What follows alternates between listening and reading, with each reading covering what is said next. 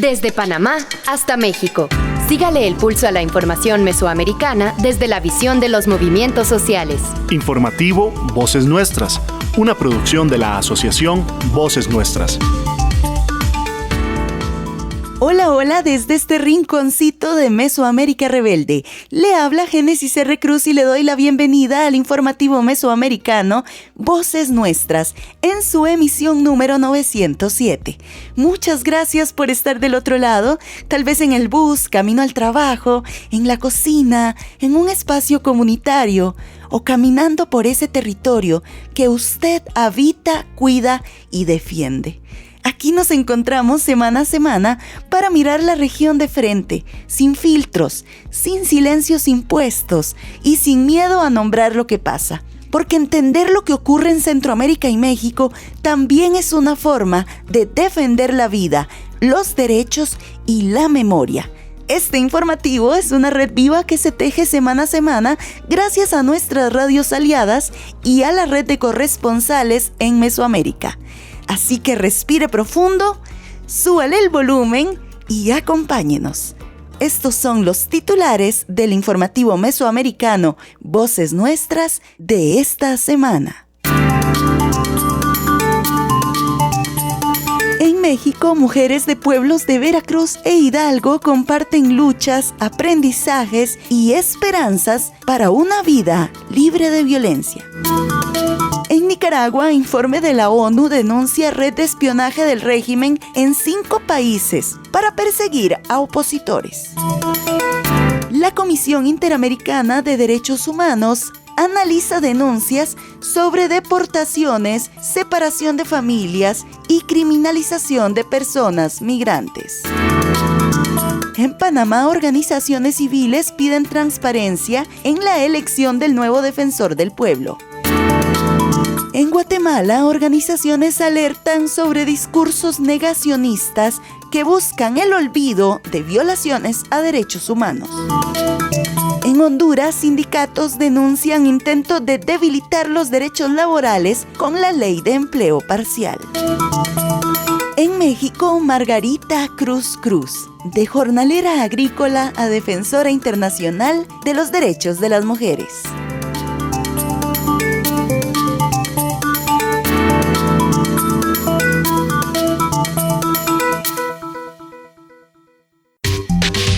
Noticias con identidad mesoamericana. Informativo Voces Nuestras. Mi nombre es Jorge Huachamín, soy secretario ejecutivo de Corape, de la Coordinadora de Medios Comunitarios Populares y Educativos del Ecuador. Pues sigan trabajando por una democratización en la comunicación, por visibilizar los problemas y las necesidades de todos y todas. Voces Nuestras, Centro de Comunicación Educativa. Seguimos las voces nuestras. En México. Empezamos este informativo en México. En la región de la Huasteca, en Guayacocotla, mujeres indígenas y campesinas de distintos pueblos de Veracruz e Hidalgo se reunieron para conversar, reflexionar y compartir experiencias sobre lo que significa ser mujer en sus comunidades. Durante el encuentro, las participantes dialogaron sobre las dificultades que enfrentan cuando asumen cargos comunitarios o espacios de liderazgo, muchas veces atravesados por desigualdades y violencias de género. Pero también compartieron las redes de apoyo, las memorias de las mujeres que las han sostenido y las esperanzas que siguen tejiendo para construir comunidades libres de violencia. Para conocer más sobre este encuentro y escuchar las voces de las propias participantes, les compartimos el siguiente reportaje desde Radio Guaya con nuestra compañera Leticia Hernández. Marzo, mes de las mujeres y sus historias. En Radio Guaya se realizó el encuentro de mujeres indígenas y campesinas, donde participaron mujeres tepehuas, otomíes y nahuas. El espacio permitió que se hablara sobre los cargos que ejercen en sus pueblos y las dificultades que enfrentan siendo mujeres, así también qué es ser mujer en las comunidades originarias. En el marco del Día Internacional de la Mujer, hoy queremos escuchar las voces de mujeres que desde sus comunidades, desde su trabajo diario y desde su experiencia, sostienen la vida y defienden su territorio. Las mujeres indígenas y campesinas han sido guardianas del conocimiento, de la tierra, de las semillas, de la salud comunitaria y de la organización de los pueblos. Sin embargo, también han enfrentado desigualdades, discriminación y barreras para participar en espacios de decisión. Por eso, abrir espacios para escuchar sus palabras, sus luchas y sus propuestas es fundamental para construir comunidades más justas y más fuertes. Hoy compartiremos algunas voces de mujeres que participaron en el encuentro de mujeres, que desde distintos caminos nos hablan de su experiencia y de la importancia de caminar juntas. Una de esas voces es la de Reina, que es partera tradicional y conocedora de plantas medicinales. Desde su experiencia nos recuerda cómo han cambiado algunas cosas en las comunidades, pero también cómo aún queda camino por recorrer para dejar atrás el machismo y reconocer el papel de las mujeres. ¿Por qué tienen que saber? Porque yo, el día que me muero, que se quede, que no se pierda de las parteras como tradicionales, como antes no había clínicas, antes se aliviaban en la casa. Sí, es importante el derecho de las mujeres, porque antes dicen que los hombres son muy machismos. Nunca dejaban que se salga una mujer, que salga la señora. Ahora ya se cambió de la vida, ya se cambió el costumbre, ahora necesita salir, tiene que trabajar, tiene que tener un taller de trabajo, no nomás ama de casa. Las mujeres también han comenzado a ocupar espacios de representación y autoridad en las comunidades, algo que durante mucho tiempo fue reservado únicamente para los hombres. Aunque ha sido difícil, muchas mujeres han demostrado que sí es posible. Así lo comparte Dolores, quien ha sido agenta municipal. Como mujeres, pues nos han dicho o piensan que no podemos ejercer un cargo porque el simple hecho de ser mujer es un reto muy difícil, pero pues al final pues yo fui agente municipal en el periodo 2022-2025. La verdad pues fue un gusto poder participar con mi comunidad, aunque a principios pues la gente pues el simple hecho de ser mujer pues tratan de minimizarnos y que pues decir que no podemos porque simplemente somos mujeres, pero en realidad pues sí podemos hacerlo, sí podemos lograrlo, y es por eso que pues me siento orgullosa de haber ejercido ese cargo. En la vida comunitaria, las mujeres suelen cargar con muchas responsabilidades. Aún así, siguen buscando soluciones para los problemas que surgen cada día. Escuchemos ahora a Filiberta, quien nos reflexiona sobre el papel que las mujeres desempeñan en la comunidad y también sobre los cambios que se están viviendo en el campo. En una asamblea de escuela nunca van los papás y siempre las mamás deben resolver. Los papás están ahí y se conforman con aportar lo económico y en las tardes pues llegan cansados y la mamá es la que debe resolver todo. La gente joven no está sembrando, ya no cosecha el maíz, el frijol, el chile o todo lo que la tierra da, sino que ahora se consumen en las comunidades muchos alimentos enlatados, procesados y ya con químicos que afectan mucho a nuestra salud. Nos está afectando lo que ahora se llama el cambio climático, sumado a la tala, sumado a otras afectaciones que se le han hecho a la madre tierra, y que eso hace que cada vez tengamos menos agua en las comunidades y que quienes más sufrimos por falta de agua somos las mujeres. Nos sembraron miedo, nos crecieron alas. Las voces que escuchamos hoy nos recuerda que las mujeres no solo cuidan la vida cotidiana de las comunidades, también organizan, defienden el territorio, comparten conocimientos y construyen caminos para las nuevas generaciones. Porque cuando las mujeres tienen espacios para participar, hablar y decidir, las comunidades se van fortaleciendo. Porque nosotras como mujeres también tenemos esa capacidad de organizarnos y de defendernos. Nosotras como mujeres también podemos hacerlo, también podemos encontrar una manera creativa iniciativa de defender nuestro territorio desde nuestro papel de mujer. Nos sostenemos, nos damos cuenta que cada una pues tenemos una historia, pero esa historia nos ayuda a comprender a la demás compañera y nos hermana, no sé, o sea, siento que el estar en colectivo y el platicarlo es como que lo que nos salva.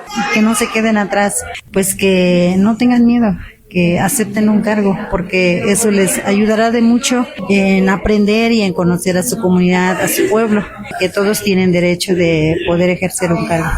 Desde México informó Radio Guayacocotla, La Voz Campesina. En Nicaragua. Un nuevo informe presentado por el Grupo de Expertos en Derechos Humanos sobre Nicaragua de las Naciones Unidas señala el régimen de Nicaragua como creador de un grupo de espionaje en 5 países para vigilar a personas opositoras. La red de espionaje estaría coordinada por el canciller nicaragüense Valdrag Yangske y además involucraría a personal de inteligencia del Ejército de Nicaragua, indica el documento. El informe agrega que esta red ha sido crucial para que el Estado pueda identificar, vigilar y perseguir a personas nicaragüenses en el exilio. Para la defensora de derechos humanos Aide Castillo, el informe pone en evidencia la represión transnacional que utiliza el régimen de Daniel Ortega y Rosario Murillo para perseguir a personas exiliadas incluso en otros países, lo que constituye una grave violación a los derechos humanos. Al mismo tiempo, se señala que Valdrag Yangske, por ejemplo, ha sido uno de los principales perpetradores en el sentido de articular esta red de vigilancia desde sus cimientos a partir de su labor diplomática, entre comillas, en Costa Rica. Tener este tipo de informes son importantes porque hoy el grupo de expertos está llamando a la comunidad internacional a poder aperturar juicios en el sistema universal, en la Corte Penal Internacional, y toda esta información está siendo necesaria también para la justicia transicional que en su momento tendremos o tendrá el país que poner en marcha. La estructura de vigilancia es la que determina qué nicaragüenses exiliados o exiliadas deben de ser objeto de persecución. Define categorías de amenazas y decide las medidas que deben adoptarse en cada caso, entre ellas vigilancia, acoso, intimidación digital y presencial y seguimiento a través de los servicios consulares, hasta la negación de documentos, según resalta el informe del grupo de expertos. Roger Reyes, de la opositora Unidad por la Democracia, señaló que el informe revela una vez más el nivel de persecución del régimen de Ortega y Murillo, que no conoce fronteras, lo que resulta grave para la comunidad nicaragüense exiliada y sus familiares. El informe del Grupo de Expertos de las Naciones Unidas en Derechos Humanos sobre Nicaragua revela graves violaciones que constituyen crímenes de lesa humanidad. Resalta cómo el régimen de Ortega y Murillo persigue no solo a quienes permanecen en Nicaragua, sino también a nicaragüenses en el exilio, extendiendo su represión más allá de las fronteras. Este documento deja claro que el régimen no está por encima de la justicia internacional y que sus acciones tienen consecuencias que no pueden ser ignoradas. El informe denuncia que las personas exiliadas han sido víctimas de seguimientos físicos, fotografiadas, acosadas y amenazadas por agentes encubiertos o por informantes del régimen de Ortega, principalmente en Costa Rica y Honduras. Sin embargo, también se ha documentado casos en Bélgica, Guatemala, España y Estados Unidos. El gobierno ahora quiere silenciar también a quienes están en el extranjero. Nadie está fuera del alcance de esta máquina, agregó Reed Brody, miembro del grupo de expertos, durante una conferencia de prensa tras la presentación del informe. Este informe será debatido en el Consejo de Derechos Humanos de las Naciones Unidas en Ginebra el próximo 16 de marzo del 2026. En Latinoamérica. Del 9 al 13 de marzo, la Comisión Interamericana de Derechos Humanos mantiene audiencias sobre temas urgentes que afectan a la región latinoamericana. Una de esas audiencias analizó la situación de las personas deportadas o trasladadas en el contexto actual de movilidad humana en nuestro continente. Durante el encuentro se expuso la precaria condición de Guatemala para recibir a migrantes deportados desde los Estados Unidos, así como diversas anomalías en los procesos de traslado de personas migrantes, incluyendo la separación de familias y denuncias de tratos inhumanos. Además, se señaló que el traslado de migrantes a prisiones en El Salvador evidencia una intención de criminalizar a las personas en condición de movilidad humana. El reporte nos llega desde Guatemala con Marco Hernández, informando desde la Federación Guatemalteca de Escuelas Radiofónicas, FEGER. La Comisión Interamericana de Derechos Humanos, CIDH, se encuentra hoy en su cuarto día consecutivo de audiencias públicas en el marco de su 195 periodo de sesiones. Cabe resaltar, este 195 periodo es el primero que la CIDH desarrolla fuera de los Estados Unidos, tras la crisis sanitaria provocada por el COVID-19. Del lunes 9 al viernes 13 de marzo, la CIDH sostendrá 29 audiencias con diplomáticos y sociedad civil de toda América Latina y del Caribe. Mayacat estuvo presente durante la 19 audiencia, la cual abordó la migración y la movilidad humana en Latinoamérica en la actualidad y los consecuentes datos que se registran tras la segunda llegada de Donald Trump a la Casa Blanca y su aplicación de políticas antimigratorias. El tema de carácter regional se tituló Situación de personas deportadas, expulsadas o trasladadas en el contexto de la movilidad humana. Participaron organizaciones de sociedad civil, entre ellas Derechos Humanos Integrales en Acción de México, Cristo Sal de El Salvador, el Consejo Global de Litigio Estratégico de Costa Rica, la Asociación POPNOG de Guatemala, entre otras. Se expuso la precaria condición de Guatemala para la recepción de migrantes retornados de otras nacionalidades. Guatemala no garantiza seguridad ni para sus propios ciudadanos, se indicó. También se abordó la inseguridad que conlleva ser trasladado al Centro de Contención del Terrorismo CECOT de El Salvador y las múltiples violaciones de derechos humanos que allí suceden. También se abordaron las marcadas anomalías en el traslado de deportados a terceros países en condiciones precarias, así como el proceso de separación de familias. Escuchemos algunas de las intervenciones. Las violaciones de derechos humanos se agudizan tras la deportación. Los tratos inhumanos que han impactado su salud física y mental, la imposibilidad de comunicarse con familiares y abogados, así como la falta de seguimientos médicos, continúan en México. Según múltiples testimonios, agentes del Servicio de Inmigración y Control de Aduanas transportaron a un paso fronterizo y entregaron a personas mayormente de Guatemala y Cuba a agentes enmascarados que les han ordenado trepar por el muro fronterizo hacia México, amenazándolas con someterlas a procesos penales federales y trasladarlas a centros de detención en África o El Salvador. En El Salvador se violan sistemáticamente los derechos humanos y con especial dureza aquellos de las personas que están sometidas a custodia del Estado. Hemos logrado demostrar las condiciones imperantes en los centros penales salvadoreños. Esto incluye hacinamiento, ambientes insalubres, falta de acceso a servicios médicos, alimentación insuficiente y deficiente, acceso limitado al agua potable, golpizas, tratos crueles, inhumanos, degradantes y diversas formas de tortura que, según hemos podido comprobar, ya han tomado la vida de más de 400 personas. Transferir migrantes al sistema penitenciario salvadoreño demuestra la intencionalidad de violar sus derechos y de instrumentalizarles. En Panamá, 299 personas fueron recibidas y detenidas en régimen de incomunicación a su llegada. Fueron presionadas para aceptar el retorno a sus países de origen, pese a tener temores fundados de persecución. Posteriormente, los detenidos fueron trasladados a un campamento en Darién. Las condiciones eran inhumanas: calor extremo, alimentación inadecuada, enfermedades estomacales y falta de acceso a tratamientos para personas con VIH, embarazos y diabetes. Una mujer fue agredida físicamente por los guardias solo por solicitar su teléfono para llamar a sus seres queridos. Guatemala no es un país seguro para sus propios ciudadanos, mucho menos para personas migrantes de otros países. Seguimos enfrentando graves problemas de violencia, pobreza y pobreza extrema, desigualdad, racismo y además de limitaciones institucionales que dificultan garantizar plenamente la seguridad, la protección y el acceso de los derechos básicos de las personas. Sintonice el programa Radio Revista Contacto Migrante del próximo lunes 16 de marzo a partir de las 5 de la tarde. Allí estaremos reproduciendo la mayoría de la audiencia para que escuche todos los detalles. Marco Hernández informando desde los territorios. Noticias con identidad mesoamericana. Informativo Voces Nuestras.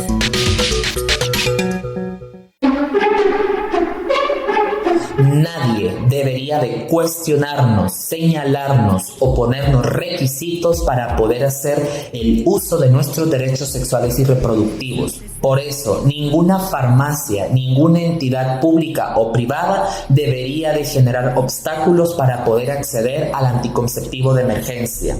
La prevención sin prejuicios es un derecho humano y un derecho de las mujeres. Brujas feministas, mano arriba, disidentas, heteras, bislesbas y trans, saldando algunas cuentas. Un mensaje de la colectiva por el derecho a decidir. En Panamá.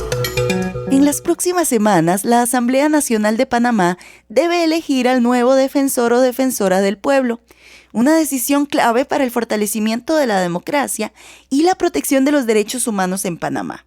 Diversas organizaciones de la sociedad civil están haciendo un llamado a que este proceso sea transparente, participativo y basado en méritos. Señalan que la persona que asuma este cargo debe contar con solvencia moral, trayectoria comprobada en la defensa de los derechos humanos y plena independencia frente a intereses políticos o económicos. Las organizaciones recuerdan que la Defensoría del Pueblo de Panamá tiene que ser un espacio de diálogo, de mediación y de acompañamiento para la ciudadanía, especialmente para las poblaciones más vulnerabilizadas. Su liderazgo, afirman, debe garantizar credibilidad, ética pública y capacidad para construir puentes entre el Estado panameño y la sociedad. También advierten que la decisión de designar a figuras vinculadas a partidos políticos o al Poder Ejecutivo podría profundizar la crisis de legitimidad de la institución, debilitando su papel como un contrapeso frente al poder. El reporte es de Dania Betsy Batista Guevara desde Radio Temblor Internacional. En las próximas semanas, la Asamblea Nacional deberá elegir al nuevo defensor o defensora del pueblo de Panamá, una decisión clave para el fortalecimiento de la democracia y la protección de los derechos humanos en el país. Diversas organizaciones de la sociedad civil han hecho un llamado a que este proceso sea transparente, participativo y basado en méritos. Señalan que quien asuma este cargo debe contar con solvencia moral, trayectoria comprobada en la defensa de los derechos humanos y plena independencia frente a intereses económicos o políticos. La Defensoría del Pueblo debe ser un espacio de diálogo, mediación y acompañamiento para la ciudadanía, especialmente para las poblaciones en situación de vulnerabilidad. Su liderazgo debe garantizar credibilidad, ética pública y capacidad para construir puentes entre el Estado y la sociedad. También se advierte que la designación de figuras vinculadas a partidos políticos o al Ejecutivo podría profundizar la crisis de legitimidad de la institución, debilitando su papel como contrapeso frente al poder. Escuchemos declaraciones de Magali Castillo, de la Alianza Ciudadana Pro Justicia, abogada panameña y defensora de derechos humanos. Esperamos que el proceso de selección del defensor del pueblo que inicia la próxima semana tenga una buena participación de organizaciones de derechos humanos, que la Comisión de Gobierno permita un proceso transparente, un proceso donde se dé la participación de organizaciones de derechos humanos, que se escuche a las organizaciones de derechos humanos. Hay que recordar que el defensor del pueblo, la institución de la Defensoría del Pueblo, fue creada con el objetivo de ser ese puente de comunicación entre sociedad civil y el Estado en materia de derechos humanos. El defensor del pueblo tiene que ser una persona que tenga una buena comunicación con organizaciones de derechos humanos. Lo que ha sucedido hasta ahora es que los defensores del pueblo no trabajan con las organizaciones de derechos humanos, no les importa lo que digan las organizaciones de derechos humanos y por eso esa institución ha perdido realmente mucha fuerza. Es una institución débil porque no tiene el apoyo de sociedad civil y del Estado, pues recibe los recursos económicos, pero no tiene tampoco un apoyo real hacia la defensoría. Las instituciones, el gobierno, la asamblea, el ejecutivo, no le brinda un apoyo real a la defensoría del pueblo. Así que el apoyo a la defensoría tiene que venir de la sociedad, de los ciudadanos, de las organizaciones de derechos humanos. Por eso la importancia de que ese defensor esté bien visto entre las organizaciones de derechos humanos. Eso es sumamente importante. La elección del próximo defensor o defensora del pueblo no es un trámite más. Es una decisión que definirá si Panamá cuenta con una institución verdaderamente independiente, capaz de defender los derechos de la ciudadanía y fortalecer la democracia. Desde Panamá, soy Dania Betsy Batista Guevara, Radio Temblor Internacional para el informativo Voces Nuestras. En Guatemala, la Comisión Interamericana de Derechos Humanos celebró una audiencia para conocer la preocupación de diversas organizaciones de Guatemala que trabajan por la memoria, la verdad y la justicia en ese país y en el continente. Durante el espacio se indicó que diversos actores están promoviendo el olvido de graves violaciones a los derechos humanos a través de discursos negacionistas. Estas narrativas, señalaron las organizaciones, en algunos casos cuentan con el respaldo de gobiernos de derecha que se han instalado poco a poco en distintos países de América Latina y el Caribe. El reporte nos llega desde Guatemala, con Marco Hernández Arévalo, informando desde la Federación Guatemalteca de Escuelas Radiofónicas, FEGER. En la segunda jornada de sesiones y audiencias públicas de la Comisión Interamericana de Derechos Humanos CIDH, que se lleva a cabo en Guatemala, se evacuaron y concluyeron las primeras 14 audiencias de las 29 que sostendrá la CIDH con organizaciones de sociedad civil de toda América Latina y el Caribe. El tema medular de las sesiones son los derechos humanos. Durante la novena audiencia pública llevada a cabo durante la mañana del pasado martes 10 de marzo, la sociedad civil latinoamericana se expresó en contra de los crecientes discursos negacionistas de la historia, la memoria, la verdad y la justicia, discursos que cada vez están siendo más adoptados por los gobiernos de carácter autoritario y de tendencia de derecha que están instalándose en Latinoamérica.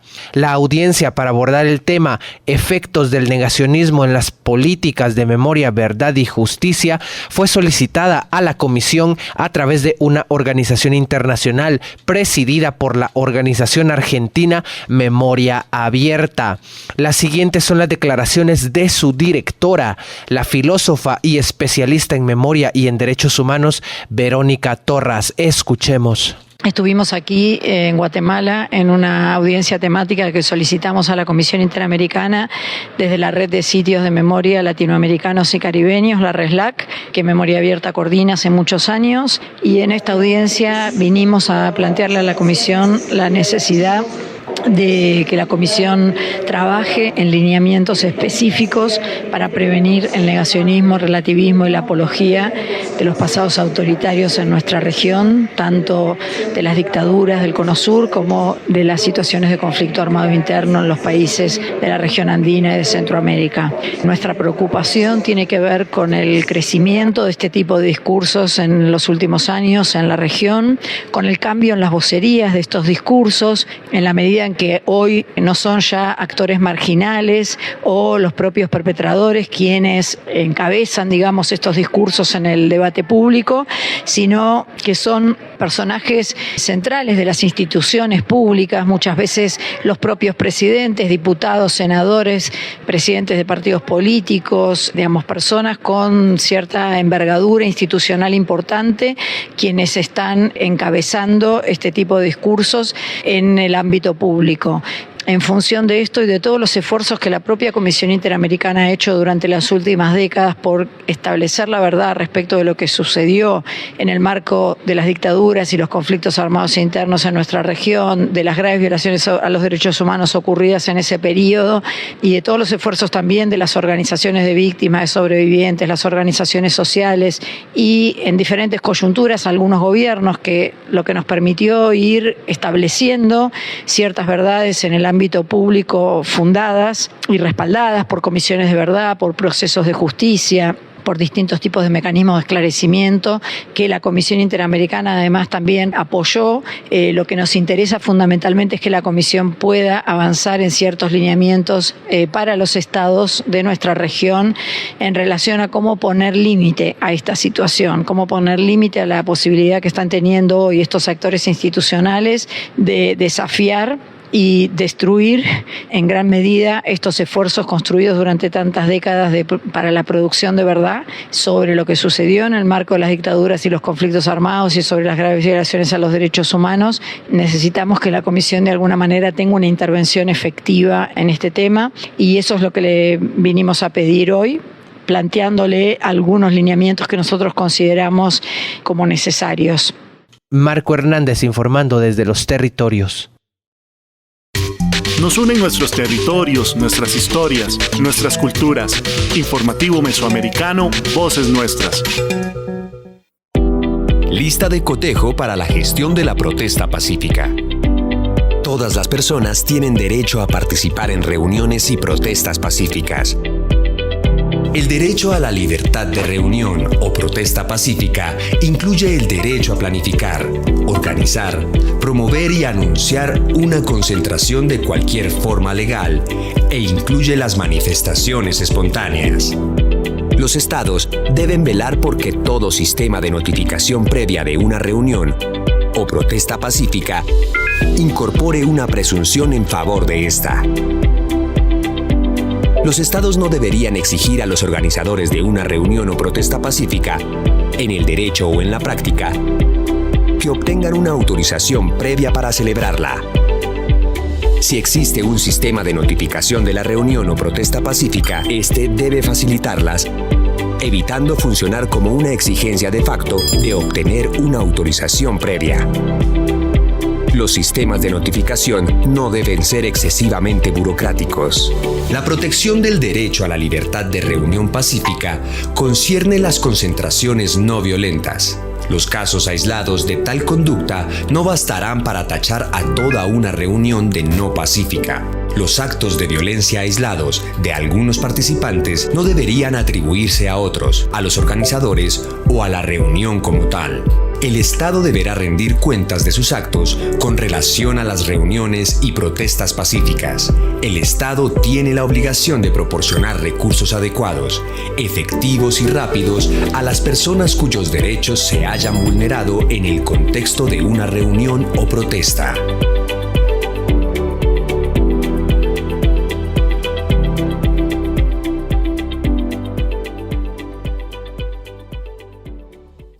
En Honduras. Sindicatos del sector de maquila en Honduras han convocado a movilizaciones en rechazo al proyecto de ley de empleo parcial que se discute actualmente en el Congreso Nacional en Honduras. Las organizaciones sindicales señalan que con el respaldo del sector empresarial, lo que se busca es debilitar e incluso sepultar el Código de Trabajo, lo que representaría un retroceso para los derechos laborales en ese país. Los trabajadores y las trabajadoras advierten que no permitirán medidas que precaricen el empleo y reduzcan las garantías laborales conquistadas por el movimiento sindical hondureño. Nos informa Romel Gómez desde Radio Progreso. Gracias, buenos días. La red de sindicatos de La Maquila está anunciando acciones para esta semana en rechazo a la propuesta de ley de empleo a tiempo parcial que se está socializando por parte de una comisión en el Congreso Nacional. A esta hora dialogamos con Wilson Carrasco, quien es parte de la red de sindicatos del sector de La Maquila, para que nos dé más detalles sobre estas acciones. Te saludamos, Wilson. Buenos días. Buenos días, Rommel. Saludos al auditorio y al pueblo hondureño en general. Sí, es oportuno hablar de este proyecto de esta propuesta que está promoviendo algún sector a través de unos diputados allá en el Congreso Nacional, y lo que quieren es aprobar un proyecto de ley que va en contra de nuestro Código del Trabajo, es decir, nuestra legislación laboral en este momento está a punto de ser sepultada, ¿verdad? Por intenciones de un sector que lo que busca es desmejorar cada vez los derechos laborales de las y los trabajadores aquí en Honduras. Entonces nosotros a ello hemos hecho reacciones, ¿verdad? Y por supuesto tenemos que realizar acciones contundentes porque ellos no están bromeando con ese proyecto, por lo tanto nosotros tenemos que defender esa gesta histórica que data desde 1954, Rommel, y a todo el pueblo hondureño le hacemos el llamado. Nosotros el viernes a las 7 de la mañana vamos a estar iniciando acciones en Choloma, toda la red de sindicatos de La Maquila, patronatos, el pueblo en general nos va a acompañar respaldando esta iniciativa de la red de sindicatos de La Maquila, porque no podemos permitir nosotros que nos sepulten nuestro Código del Trabajo. Defender nuestros derechos laborales es nuestra responsabilidad y el compromiso que debemos de tener para con los trabajadores y las trabajadoras aquí en el pueblo hondureño. Wilson, ¿y cómo reciben ustedes para el caso declaraciones del secretario del Congreso Nacional, Ledesma, que ha dicho que hay una promesa de un sector industrial de la zona norte del país que si aprueban la ley de empleo a tiempo parcial estarían generando inmediatamente 6,000 nuevos empleos? La Maquila como tal está obligada a generar, y esto vale aclararlo, qué bueno que me haces la pregunta, Rommel, vale aclararlo porque La Maquila, con el simple hecho de gozar de exoneraciones fiscales, tienen la obligación de generar puestos de trabajo. Es decir, aquí en Honduras no encontramos nosotros y no nos expusieron a nosotros, el sector Maquila, es decir, la industria, un argumento válido como para que se cercenaran más de 60,000 puestos de trabajo, porque ellos ya sabían lo que tenían en la gaveta, y es hablar precisamente de la ley de empleo por tiempo parcial. Gracias a Wilson Carrasco de la red de sindicatos del sector de La Maquila con este anuncio el próximo viernes desde las 7 de la mañana con esta movilización contra el proyecto de ley a tiempo parcial que se socializa por parte del Congreso Nacional. Con este informe yo retorno hasta la cabina. Muy buenos días. En México. Hoy, en el informativo mesoamericano Voces Nuestras, les compartimos un episodio de Aliadas, una serie producida por CIMAC Noticias que visibiliza el trabajo de mujeres que defienden los derechos humanos y transforman sus comunidades. En esta ocasión vamos a conocer la historia de Margarita Cruz Cruz, originaria de Oaxaca, quien llegó hace 4 décadas al Valle de San Quintín, en Baja California, Estados Unidos, y desde entonces ha dedicado su vida a acompañar a mujeres jornaleras indígenas que migran desde el sur de México en busca de mejores condiciones de vida. Desde la Casa de la Mujer Indígena, Margarita nos comparte cómo ha evolucionado esta comunidad agrícola marcada por la migración y cómo las mujeres han ido conquistando derechos y espacios de organización colectiva. A lo largo de más de una década de trabajo comunitario, también ha acompañado a jornaleras mixtecas, mazahuas, triquis, otomíes, purépechas y nahuas que llegan a esta región para trabajar en los campos agrícolas. Escuchemos este episodio de la serie Aliadas, producido por CIMAC Noticias. Aliadas. Historias de vida de periodistas y defensoras de derechos humanos en México. Un podcast producido por CIMAC Radio con apoyo de PAN para el Mundo. Margarita Cruz Cruz, de jornalera a vocera internacional. Mi nombre es Margarita Amalia Cruz Cruz, soy originaria del estado de Oaxaca, soy de la Mixteca Baja, tengo 40 años viviendo aquí en Baja California y bueno, soy jornalera y representante de Mujeres en Defensa de la Mujer. Esta es la historia de Margarita, originaria de Santiago Ixtlahuacán, Oaxaca. A los 9 años inició como jornalera en las cuadrillas infantiles.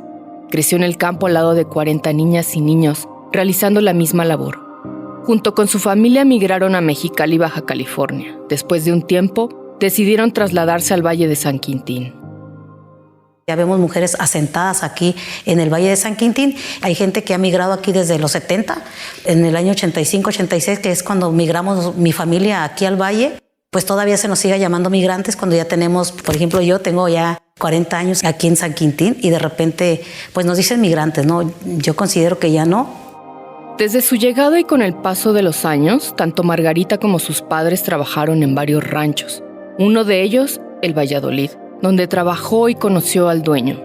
Cuando la madre de Margarita enfermó, él la ayudó para que recibiera atención médica, ya que donde laboraba no contaba con seguro social ni tampoco recibían alguna prestación laboral. Entonces yo ahí entendí que si tú hablas lo que pasa, te va a escuchar la persona indicada, porque a veces le decimos a otra persona y no es la indicada. Cuando cumplió 17 años, Margarita entró a trabajar al rancho llamado El Milagro. Ese momento fue crucial en su vida. Se enfrentó a discriminación al igual que muchas y muchos trabajadores por no saber leer ni escribir. Entonces donde yo trabajaba a raíz de aquella agresión que yo sufrí por una persona que me dijo burra y muchas cosas porque yo no sabía leer, y cuando fui a firmar mi cheque pues quería poner mi huella y la secretaria pues se desesperó, casi me arranca la mano y era así, y aquí tienes que poner. Entonces no me gustó y me dolió, ¿no? Entonces yo te puedo decir, la violencia a veces no la sabes decir, pero la sientes. Entonces a mí me dolió lo que pasó y dije, no, esto no va a ser así, y le entré con más ganas al estudio. Dije, algún día yo voy a estar de aquel lado y la gente va a ser tratada diferente. Se propuso entrar a estudiar al Instituto Nacional para la Educación de los Adultos y en menos de un año concluyó la primaria y la secundaria. Habló en la empresa donde trabajaba y le dieron la opción de estudiar en las mañanas la preparatoria y por las tardes trabajar. Un día su vida tornó un nuevo rumbo. Mientras caminaba, escuchó a varias mujeres que hablaban sobre derechos humanos y derechos laborales. Paso en una de las calles, por acá hay un salón social. Paso y escucho a unas mujeres como nosotras, así con las características indígenas, morenitas, y pues tú mirabas como a tu mamá o alguien de ahí hablando de derechos. Y ese lema, mujer conoce tus derechos y que no sé qué, y que escuchaba el grupo de señoras y estaban hablando de la defensa de los derechos laborales. Y escuché que decía que hay derechos, hay que defenderlos, exígelos y denuncia, decía. Y fue cuando yo las escuché por primera vez. Con el tiempo, dicha empresa le dio la oportunidad de seguir creciendo laboralmente. Llegó a desempeñar las funciones que realiza una patóloga, continuó capacitándose, incluso aprendió a elaborar mapas satelitales. En su hora de comida, se daba el tiempo de enseñar a leer a la gente en los surcos de los campos agrícolas. Tras unos años, la empresa pasó a manos de Monsanto y las violencias en la empresa se incrementaron. Más adelante fue invitada a trabajar en un proyecto que, con el paso del tiempo, la llevaría a emprender nuevas acciones. Cuando yo conozco a este grupo de mujeres, yo creo que fue, ¿qué te gusta? Como en el 2000 más o menos, cuando yo las escucho. Y en el 2013, bueno, no es del 2013, en el 2008, perdón, Amalia Tello, pues nos conocemos aquí en la comunidad. Ella se da cuenta pues que yo trabajo en El Milagro, que me gustan las plantas, que trabajo con plantas, y me hace la invitación para elaborar un proyecto que se llama El Rescate de la Medicina Tradicional. Y pues me gustó la idea porque aparte mi mamá sí nos cura a nosotros todavía, ¿no? Es que nos enfermamos de algo. Ella todavía usa los tés, las sobadas, el empacho, la manteada y todo tipo de cosas. Y en los campamentos pues obviamente no había médicos, ¿no? Entonces así nos hemos curado. Y empezamos con Amalia Tello la elaboración de un pequeño diagnóstico para ver quiénes aquí en la comunidad usaban el temazcal. Se va el proyecto y con el tiempo nos hacen una invitación y me habla Amalia que si me podía por favor acercar a ellas pues como asociación. Y pues acepté porque pues yo conocía la labor, porque soy jornalera, porque me gustaba lo que ellas hacían y cómo entre las pláticas ellas pues le decían a las mujeres que tenían derechos a no vivir violencia, a que si estaban embarazadas pues se les pudiera dar su incapacidad. Al integrarse a la Casa de la Mujer Indígena, Margarita se formó como promotora laboral. Empezó a trabajar el tema de embarazo adolescente, plática fundamental en los campamentos, ya que muchos jóvenes llegan a trabajar y no cuentan con información sobre métodos anticonceptivos. Con el paso del tiempo, le ofrecieron una nueva área de atención, ser la persona en recibir y escuchar a las mujeres que llegan víctimas de violencia. Ahorita hay gente que dice, ¿cómo es posible que con tanta información que hay, con tantos grupos, se siga viendo más la violencia, se siga viendo más casos? Y eso, pues a la vez es bueno, porque eso quiere decir que la mujer se va dando cuenta de la situación en la que vive y que es importante que denuncie. Anteriormente no se escuchaba tanto porque no estaba la cuestión de la denuncia, ¿no? Hoy en día ellas también van viendo que vivir así no es bueno en cuestión de violencia de género, que vivir también los maltratos en el campo, tampoco ya empiezan a reconocer o ya reconocen cuando están viviendo alguna violencia laboral, como pudiera ser acoso o hostigamiento, o en este caso cuando son despedidas, ¿no? Que ya, es que antes decían, ya se acabó el trabajo, te puedes ir, ¿no? Ahorita ya no es así, a veces en realidad no se acabó el trabajo, las están despidiendo, ¿no? Margarita cuenta que actualmente, a diferencia de cuando llegó, las condiciones laborales han cambiado. Hay avances en sus derechos. Anteriormente la forma de fumigar era rociar los químicos encima de las personas mientras trabajaban sin importarles nada. Ahora la mayoría de las empresas fumigan de noche y esperan hasta 72 horas para ingresar al personal, aunque lamentablemente sigue habiendo empresas que ni siquiera dejan pasar ese tiempo. Antes pasaban las avionetas fumigando, ¿no? Con el viento, ¿qué importaba si le llegaba a la comunidad? Entonces habían otras cuestiones que no se detectaban hasta ahora. Y no se detectaban también porque desconocías de tus derechos. Tengo 2 años que retorné a trabajar nuevamente a una empresa. Me doy cuenta de todos esos cambios y mi visión es distinta. Mi visión también de mirar las cosas es diferente. Y eso también, muchos campos, a lo que voy es que también muchos campos van evolucionando. Antes era directamente a suelo, ahora ya no es en el suelo, ahora siembran en sustratos. Ya está dentro de una malla. ¿Para qué? Para que los cultivos que no se podían dar en invierno, se puedan dar hoy en invierno. Están bajo otras condiciones, pero las cuestiones de los jornaleros y las jornaleras siguen igual. Muchas veces se fumigan en la noche, ya hay muchos productos que ya no son permitidos, ¿no? Para las empresas, pero algunas todavía siguen usando ciertos productos y al final con el calor tan fuerte que hace y dentro de un invernadero, a lo mejor no te fumigaron o no pasaron cerca de ti, pero se siguen levantando los vapores. En el Valle de San Quintín ha crecido el flujo de contrataciones laborales. Con ello se han creado las visas H2A para trabajadores migrantes temporales, que son llevados a campos de la fresa en California, Estados Unidos. La mayoría de las trabajadoras y trabajadores provienen del sur de México, principalmente de Guerrero, Oaxaca y Chiapas. Los contratos para los hombres son hasta por 8 meses y para las mujeres hasta 2 meses y medio. Ellas durante ese tiempo generan ingresos hasta por 120,000 pesos, algo que en San Quintín no ganarían ni en un año. Aunque saben que económicamente es un buen ingreso, Margarita cuenta que, al aceptar el visado, las y los jornaleros tendrán que aceptar también las condiciones laborales que las empresas les ofrezcan, sin ningún derecho en el trabajo, pues si en algún momento se quejan por temas de lesiones laborales, saben que no volverán a ser llamados y por eso prefieren callar. Yo preguntaba con ellas, ¿y quién les representa? Cuando se van para allá, ¿hay alguien que vaya en el grupo, que cuando pase algo, ellas las represente allá con la persona que las contrata, que las lleva, con recursos humanos? Dice, no. O sea, si yo me lastimo o algo, pues yo le hablo a mi supervisor, me atiende ahí y pues si ve que no más, me manda para México y se acabó, se arregló el asunto. El proceso de piscar fresa es un trabajo difícil y cansado. Las jornaleras y los jornaleros saben que el desgaste físico, acompañado de una lesión, tarde o temprano llegará.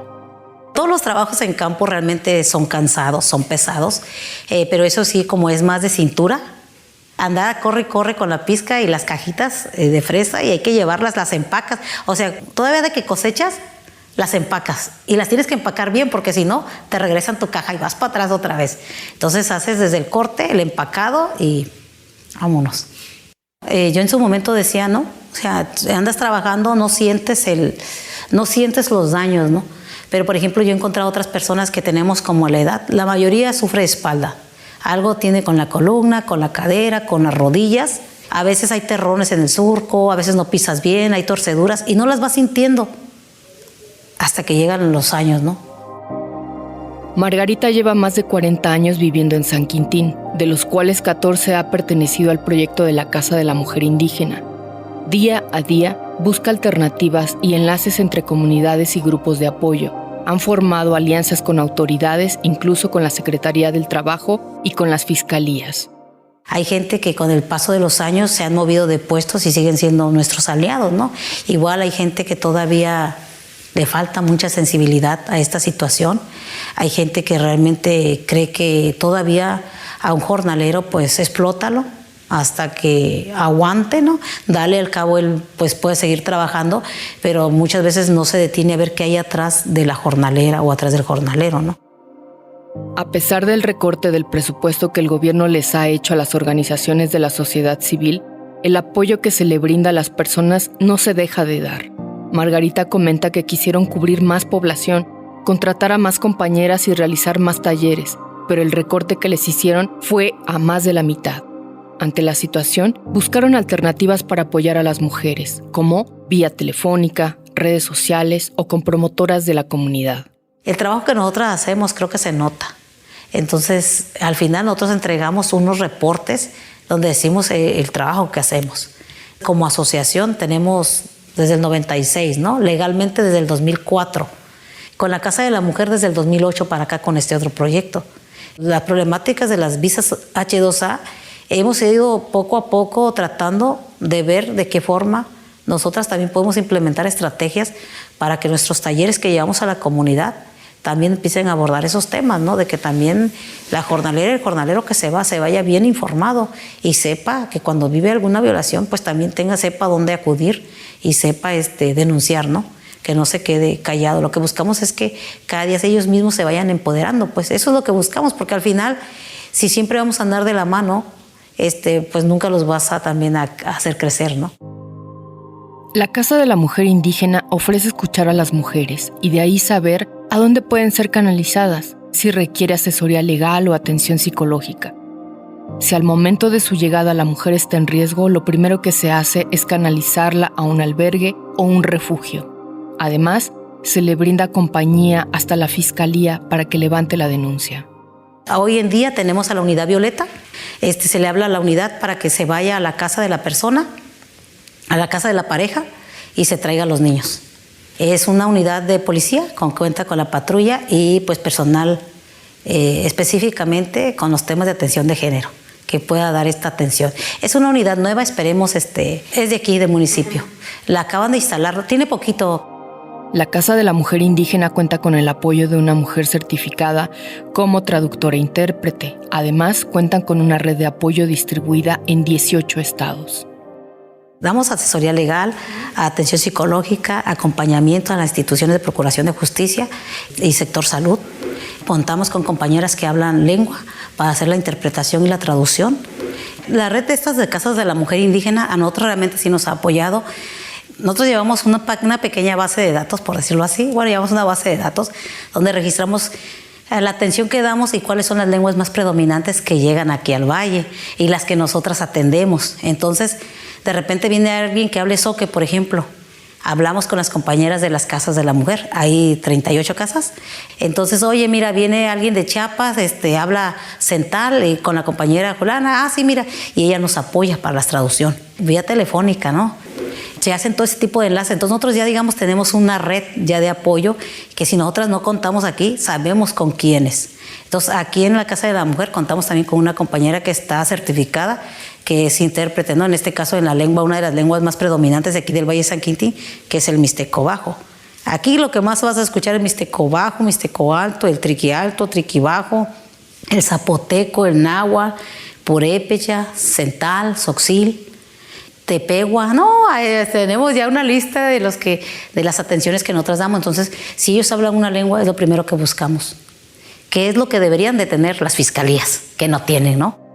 Actualmente la Casa de la Mujer Indígena brinda atención a cerca de 300 mujeres y hombres, migrantes y jornaleras. Realizan talleres, asesoría y atención por temas de trabajo, despidos injustificados, riesgos laborales, seguridad social, salud sexual y reproductiva, temas de género y trámites administrativos. Como promotora de derechos humanos, Margarita ha logrado ir 5 veces ante la Organización de las Naciones Unidas. Hemos participado en el CLAN, México, Estados Unidos y Canadá. hemos llevado el proyecto de Casas de la Mujer, en este caso el de la Casa de la Mujer Indígena, de todas, como un modelo pues que ha sido efectivo. Pero en particular la Casa de San Quintín ha sobresalido porque no nada más maneja los temas de violencia de género, sino también el tema laboral. Yo tengo varios años, desde 2014, yendo a Naciones Unidas por Chirapa, Perú, me invitó. Yo fui como observadora, así me dijeron, porque pues, que ellas lo que querían es que vaya agarrando experiencia de mirar cómo se mueven allá las grandes, donde se aplican las leyes, ¿no? Donde se están haciendo los convenios, tratados. Y pues yo vine con entre decepcionada y también con mucha ilusión. Después empecé a participar en las recomendaciones por parte del INPE, en este entonces la CDI, nos empezó a llevar de hecho fuimos a Ottawa, nosotros fuimos a Ottawa representando al país, la aplicación de este modelo como Casas de la Mujer Indígena, de las buenas prácticas que se ha hecho. Realmente nos daban, así estaba Estados Unidos, México, Canadá, todas las nativas, y nos daban 3 minutos y nos hacían preguntas. Entonces digo yo, estuvimos en espacios donde estuvo el gobierno federal y no nos vieron. Margarita afirma que en su comunidad se han superado. Las nuevas generaciones tienen estudios. Asegura que siempre lo que han desarrollado es gracias a aliadas que han aportado algo en su vida, y eso ha hecho que, como representante legal, todo fuese posible. Indicó que aunque los avances han sido lentos, cada día hay un crecimiento. Eso de vulnerables jamás. Sí, tenemos pobreza y estamos en otras condiciones, sí, pero vulnerables, no. Este episodio fue adaptado del texto original Margarita Cruz Cruz, de jornalera a vocera internacional, de la periodista Lisbeth Ortiz. La edición de audio estuvo a cargo de Lucero Zamora Castillo. Te invitamos a escuchar las historias de nuestras aliadas en su segunda temporada. Lo puedes hacer en tu plataforma de podcast preferida o en cimacnoticias.com.mx. Aliadas. Historias de vida de periodistas y defensoras de derechos humanos en México. Un podcast producido por CIMAC Radio con apoyo de PAN para el Mundo. Aquí se escuchan las voces de las mujeres y hombres que construyen Mesoamérica día a día. Informativo Voces Nuestras. Y así llegamos al fin de la emisión 907 del informativo mesoamericano Voces Nuestras. Muchísimas gracias por acompañarnos y por informarse desde una mirada crítica, comunitaria y comprometida con la dignidad de nuestros pueblos. Aquí no solo contamos lo que pasa en la región, aquí tejemos memoria, conectamos luchas y amplificamos voces que muchas veces quedan fuera de los grandes titulares. Nuestro abrazo y agradecimiento a las radios comunitarias que nos retransmiten, a nuestra red de corresponsales en todo Mesoamérica, a las organizaciones aliadas que hacen posible este esfuerzo colectivo de comunicación. Y si este contenido le ayudó a comprender mejor lo que está ocurriendo en nuestra región, compártalo, porque cuando la información verificada circula, también se fortalece la democracia. Recuerde que puede encontrarnos en redes sociales como Voces Nuestras, donde seguimos informando durante toda la semana. Yo soy Génesis R. Cruz y recuerde, informarse también es una forma de defender el territorio y la vida. Hasta la próxima emisión.